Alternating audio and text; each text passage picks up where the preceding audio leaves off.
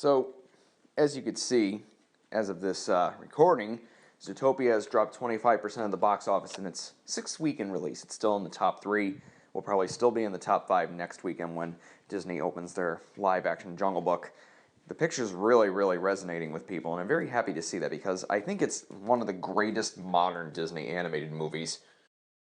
Even, I'd go as far as even saying that it's my favorite of the post-Walt Disney films, and that's, you know, a good stretch of maybe 30-something films. Walt's last was Jungle Book, right? And that's counted in the canon as, what, the 19th feature?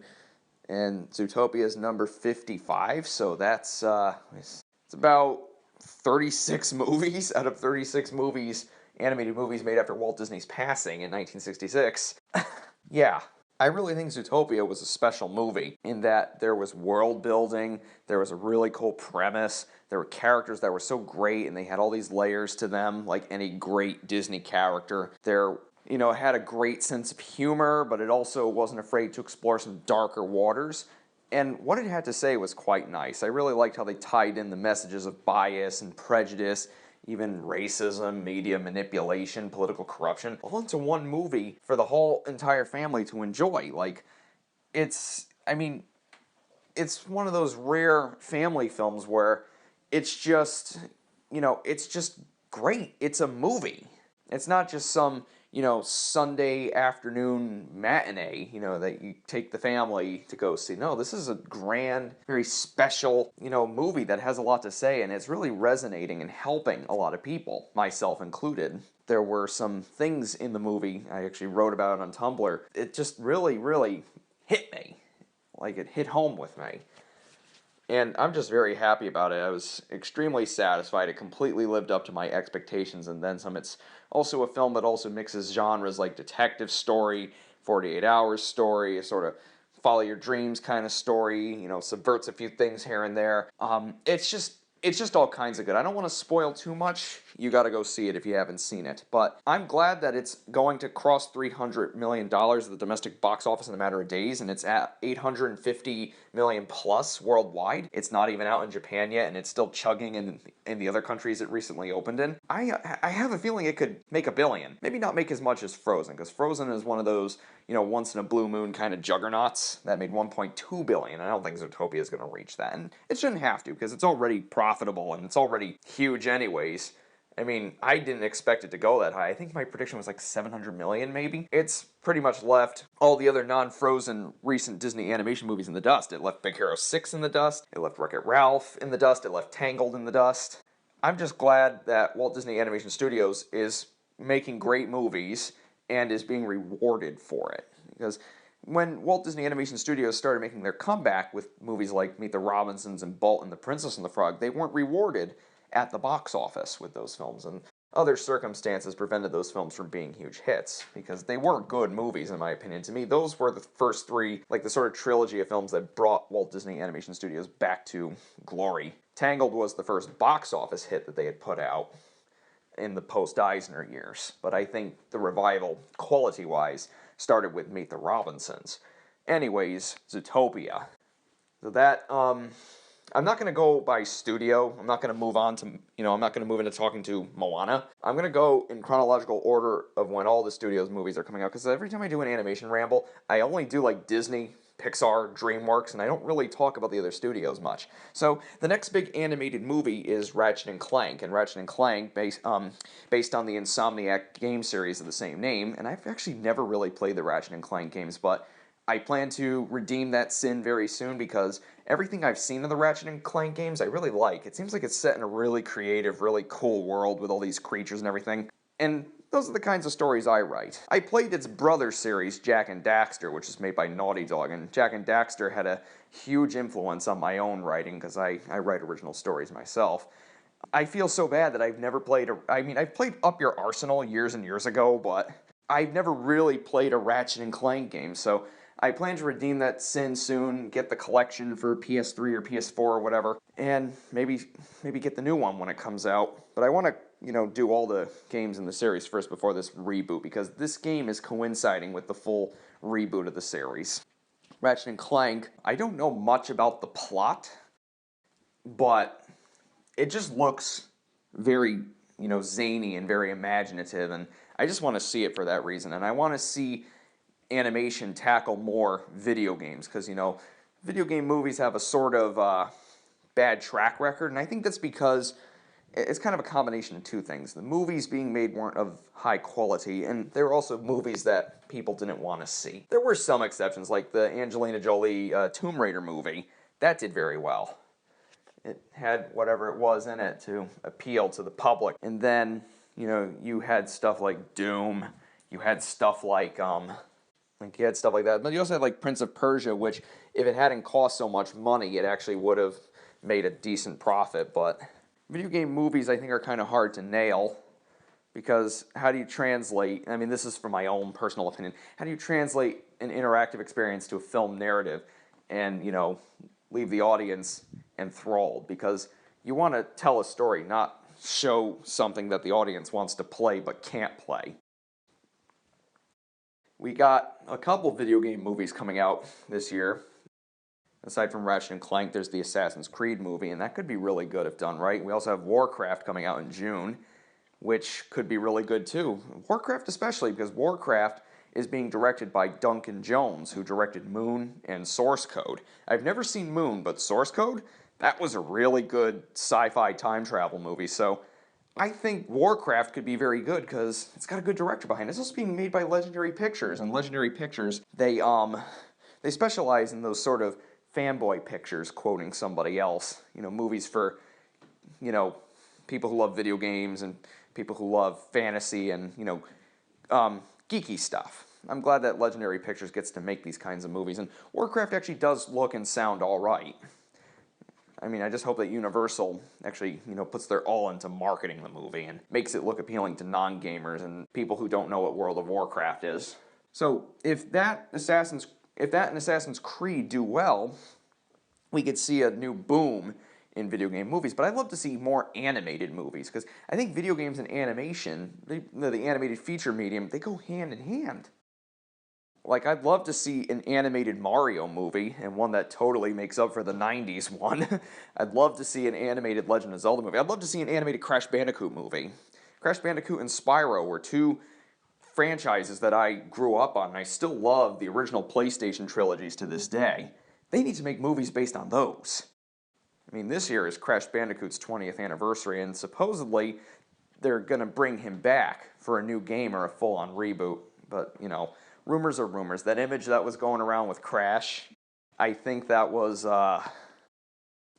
fan-made. I don't know. I'm waiting for an official announcement from Sony or Naughty Dog or whoever currently owns the races. I know Naughty Dog did the first 3 Crash games along with Crash Team Racing, and did they do Crash Bash? I don't remember.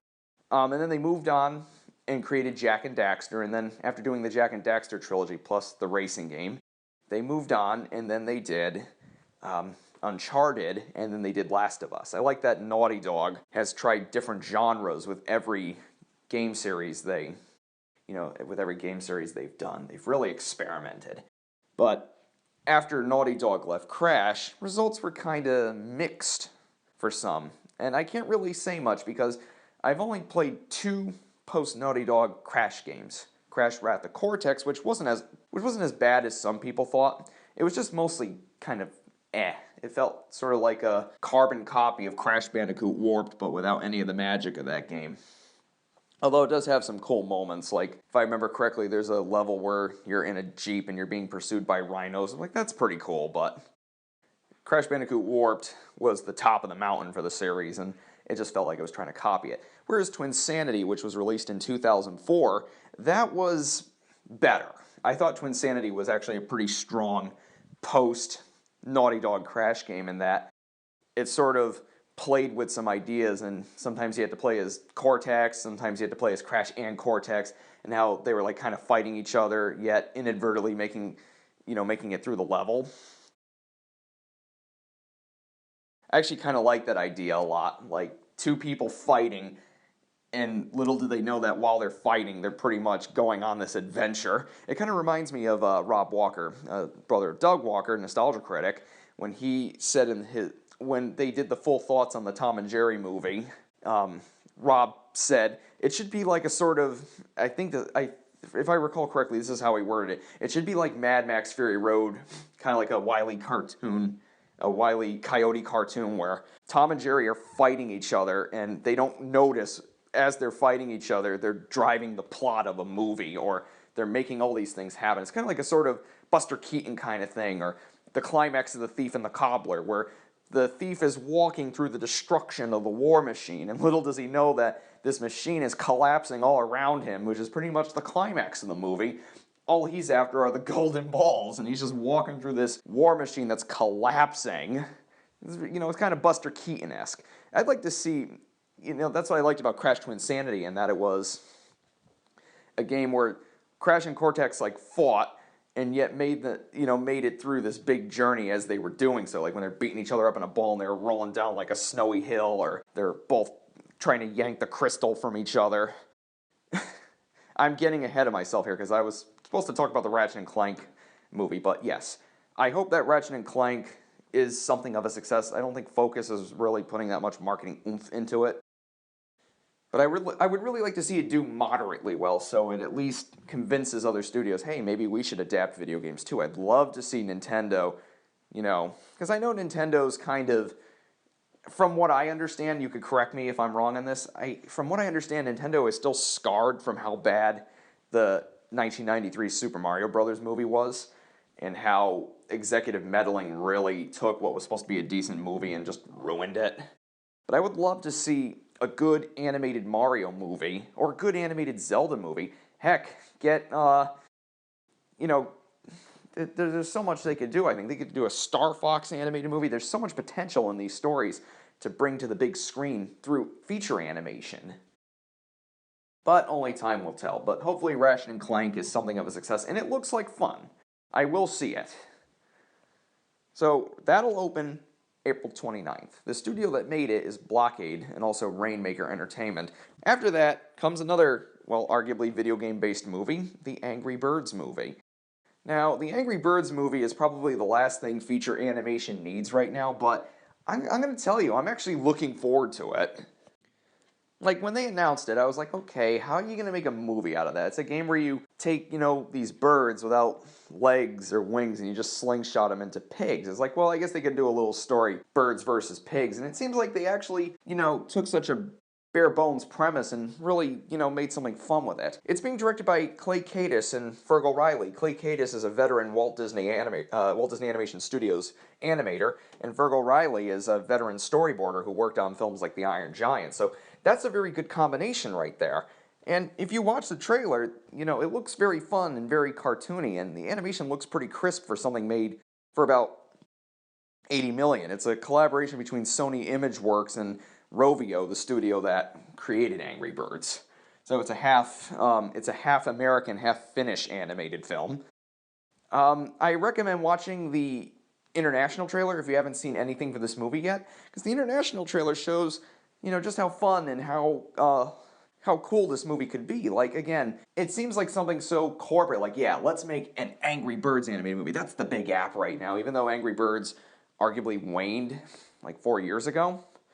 But, because it's so cartoony and because, things with cartoony sort of tones have a sort of anything goes mood, they can do so much with Angry Birds. And if you watch some of the trailers, you'll see that they had fun with that. I like the idea of a more cartoony animated feature because with something cartoony, you don't have a rule book. You could just come up with whatever. I think one of the best recent examples of this is Madagascar 3. I mean, that movie is bonkers. More so than its predecessors. You have the animals driving through Monte Carlo in this SUV with a nuclear reactor built into it. The villain, the animal control lady there, Dubois, she's running through walls like a Terminator or something. It's like, you just smile and accept it because the movie is so cartoony and it's just so absurd. The logic is just like, what is this? I love, cartoony movies like that. When they're done right, that is. When they're done right. When they have good writing, they have characters that I care about, and they don't pander to little kids in the audience. They're just goofy, cartoony, and just, full of mayhem and such. An Angry Birds movie actually looks like it could be that kind of movie. Because, again, if you watch the international trailer, there's a lot of that sort of goofiness. I mean, I'm not expecting it to move a mountain like something like Inside Out did, or something like Zootopia, or How to Train Your Dragon 2. I'm not expecting it to be that kind of movie. I mean, an animated movie has to simply, like any movie, be good at what it sets out to do. But the problem with that is, we're still trying to shake off the stigmas that animation has, and that it's a kiddie medium, and that kind of thing. And we'll get to that when I discuss Sausage Party, which is going to be an R-rated animated CG movie that's coming out in August. It's being headlined by Seth Rogen and Evan Goldberg. But if the Angry Birds movie is, a really fun, good time at the theaters, I won't complain. I mean, again, I'm not expecting Inside Out with it. I'm not expecting Zootopia with it. I'm expecting something really fun, but, there's nothing wrong with a fun movie if it leaves, a lasting impression. Because there's a lot of animated movies that come and go, and, you always get the sense that they're trying to be just fun comedies. But I want more than just, a pleasant little, just a little diversion, just a matinee. I want something that, I'm going to want to watch again because of how funny it was. And that's what Madagascar 3 was to me in terms of recent, fun animated movies as opposed to more serious ones like Inside Out or Zootopia. I mean, I could still watch Madagascar 3 and smile. But I also like it because there's heart to that movie, and that the characters are developed and the new characters are very likable too. So hopefully Angry Birds movie is something like that, where it's more than just a matinee. It's more than just a Redbox rental. In that it's a fun movie I can watch multiple times and still get a kick out of. I don't think that's much to ask for. Anyways, I liked the first teaser. Second trailer was even better. I know a lot of people are split on this movie. Like, some people think that it looks surprisingly good, while other people think it looks awful. The second trailer ends with one giant piss joke, which I actually thought was kind of funny. And usually I hate toilet humor in animated movies, or most movies in general, because toilet humor is so safe and it's so cheap. But I think what they did with the eagle piss joke in the Angry Birds trailer, I thought it was actually kind of funny. I don't know, maybe because it was kind of different from most other toilet jokes in animated movies. I don't know, I thought it was kind of funny, and the audience got a kick out of it too, because every time I see the trailer in theaters, because I work in a movie theater now, the audience usually giggles at that part. I think there's a big difference between that and the Bunny and the Secret Life of Pets trailer accidentally crapping out some pellets. I think there's a difference there, I don't know. But some people say all toilet humor is bad, some people are a little more pick and choose like me. 90% of the time I hate it in animated movies, or just movies in general, but the Angry Birds one, it was actually kind of funny. So if all the humor in that movie is funny, like there's more real, belly laughs than there are, groaners, yeah, it could be really, fun. A solid 8 out of 10. And again, it has a very talented team behind it too.